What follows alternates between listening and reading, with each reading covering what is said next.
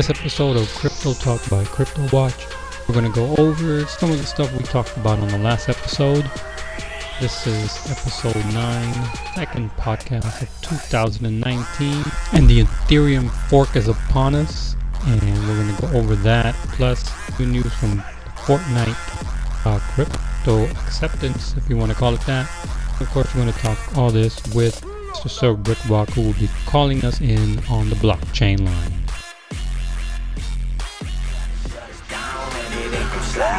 Only thing I fear is God, and He on my side. That's the confidence I got, 'cause He got me. That's why I really feel like you can't stop me. That's all you got. Come on with it.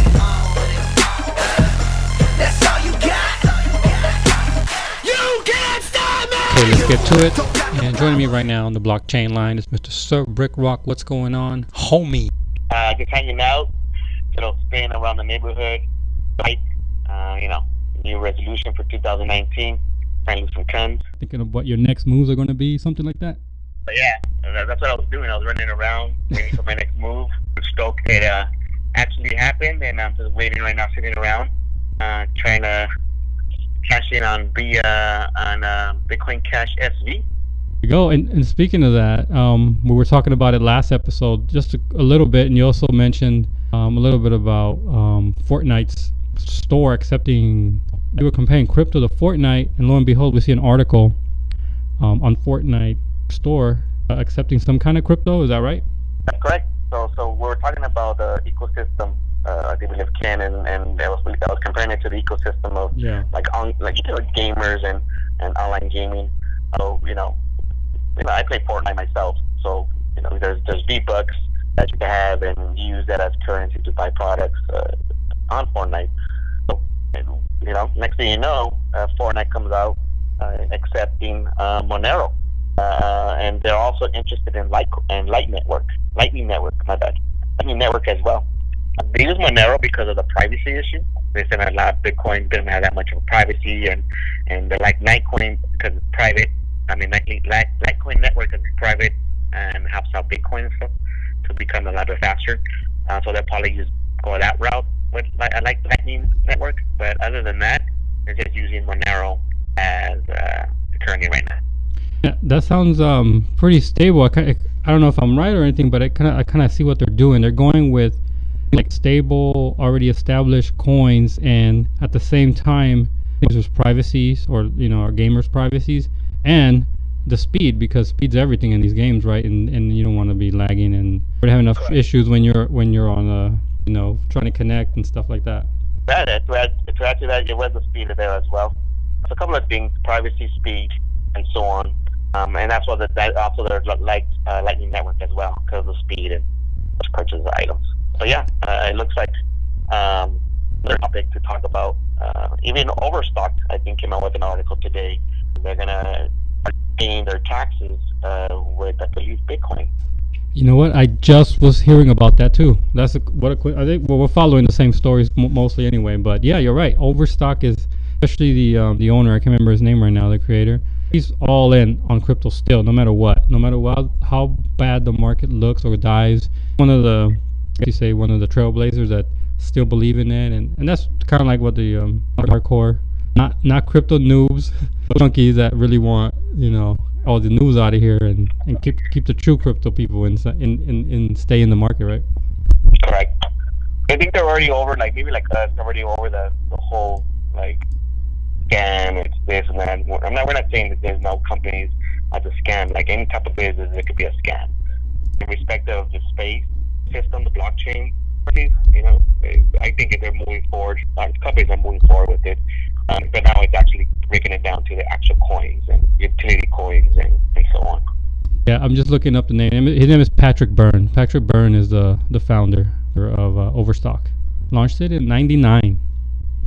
All right. So just a fun fact. That's all. And it goes back to the Fortnite. Look who they're basically catering to. It's the younger crowd. Like I keep saying, old old ways will soon fade away. And this is something I believe is going to end up happening and why they're going towards gaming and so on, because it's a younger crowd. They understand it a little bit better. They maneuver through technology a lot faster, adapting to the whole space. I think it's a good move. It's a good move. Oh yeah, it's 100% better than Crypto Kitties, which is like that famous Ethereum based game. I guess they're holding their worth, but anyway. So just to keep the call short and simple in the this episode, this will be 9. Let's move on to the other thing we wanted to talk about, which we finished off 2018, I think, with a popular fork, and now we're starting 2019, and I know one of the articles Binance is supporting, and so all the exchanges should. I mean, there's no reason why they wouldn't. Is the upcoming Ethereum fork. The thing I know about right now is about the hike it did. Just like any other pre-fork announcement, it looks like Ethereum jumped. The article said 20%, and I'll footnote the articles and when we post this, but down below. In 18 days since the announcement, and so right away I started doing my own research, go up to CoinMarketCap, and without reading further, I kind of make my own chart, and I'm like, yeah, that's right. If you calculate where it started at all the way up, and I keep reading, and obviously they already had the same chart up on the article, so if I would just read more, I didn't have to do that. Do you think big plans with this fork? Did Ethereum really need this? It almost seemed like they needed something to get it back in the spotlight or something. Got a recovery of 85%. It was from $85, and I believe it went up to $1.60, $160. Oh in yeah. a matter of 18 days. Yeah. Oh yeah. From the very low. The reason why they're basically doing the upgrade is because you have a couple of competitors that in the same, almost, you have EOS, you have NEO, you have NEM, basically all do the same thing, but basically they're a lot faster. So this fork, I'm assuming, is going to make it have some upgrades with Ethereum, which is going to make it faster and kind of, which actually did, and that's why they ended up in the second spot in the market cap. Ripple went back to 3, but you never know, I mean, Ethereum is pretty good. Yeah, I'm glad it bounced back, and it's starting to see some of those. I think it's a matter of opinion. Yeah. Financial advice.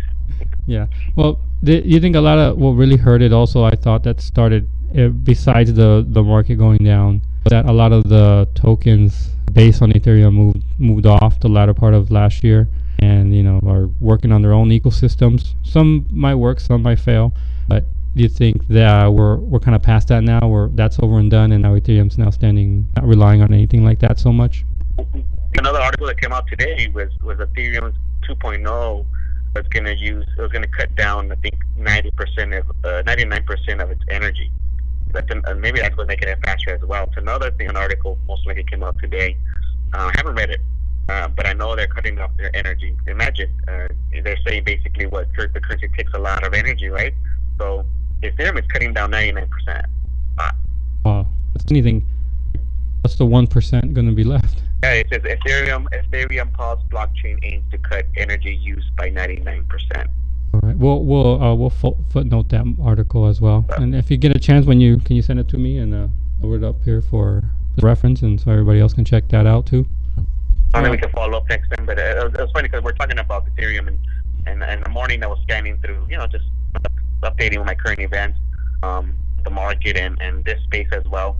And that's where I ran into that as well. Is they're trying to cut off their energy, which it's a big issue. Claiming it's an issue, right? Yeah. I mean, there's still a lot of Ethereum mining going on. That one's slowing down, so that's the reason almost something why the price went down. But the fork is making it go back up. One, it's a pump. Usually when there's a fork, you have a lot of buyers, and then when the fork happens, pull a chair on them. So again, buy the rumor, sell the news. It's sort of a crypto. Here's like a crypto noob question I got. So when that fork happens, because I'm one of them, and I'm sure you do. We have Ethereum already, some exchanges. Do we need to do anything? Do I need to switch it over to a different one, or make sure that we have our Ethereum in the exchange that does support the fork, and we'll also get the equivalent of the new coin or token, whatever that ends up being? Is supporting the fork. I have another one. I forgot the name of the company. Okay. Nothing on Coinbase yet, right? Coinbase, but there nothing on Coinbase yet. Anything but I haven't actually researched it as well. But talking about Coinbase, they're still haven't paid customers their Bitcoin Cash fork, their SV. Really? Customers still waiting on Coinbase in November regarding getting their fork. I mean, their coins, their SV coins from that fork. That's kind of strange. Yeah, that's strange. Kind of being such a what a big juggernaut Coinbase is. I mean, they're right under Binance, I would think, right? Well, watch out for that. And thanks for calling in. Talk about the Fortnite and the work. We're getting up to the 10-minute mark right here. I know you got things to do and go throughout your day and start making those. You're always active. This is an active daily trader, sir, over here. Anything else you want to include in here, or before we sign off? Informed and do your own research. So Rick Rock, fun crypto noobs and crypto junkies. Those crypto talk, crypto watch.